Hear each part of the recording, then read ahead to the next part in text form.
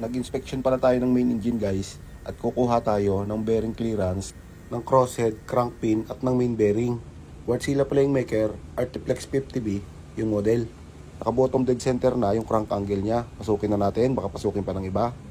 Ang point of measurement natin dito sa crosshead is forward and upside.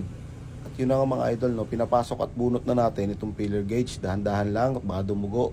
Baka maputol pala. At pag hindi mo natanggal, big problem my friend.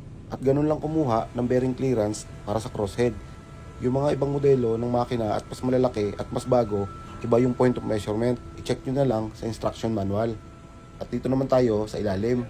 Crank pin bearing naman yung kuha na natin ng measurement. Siyempre, lagyan natin ng ilaw. Salamat pala kay Ford na umuwi. Binigay niya sa akin itong pamalakasan na flashlight. Alright. At yun na nga mga idol, nagdadahan-dahan tayong formang paupo at baka may slide tayo. Sabay pasok ng feeler gauge. Same point of measurement lang din, kamukha sa crosshead. Forward and up. Same lang din yung precaution. Dahan-dahan lang nang hindi ka maputulan. At ganun lang, kumuha ng crosshead bearing clearance at crank pin bearing clearance. At ngayon, mag-proceed naman tayo kay main bearing. Ang sabi ng instruction manual, turn the crank to exhaust side approximately 90 degrees after top dead center. At yun na nga mga idol, nakaposisyon na yung crank angle natin.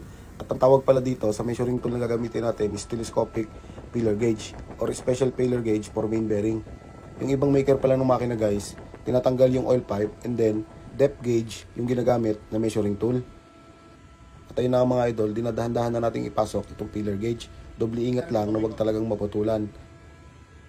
Ang technique pala dyan mga idol, steady mo lang yung holder, then yung feeler gauge lang, yung hilahin mo. Huwag mong pagsabayin at tiyak, baka maputol yan.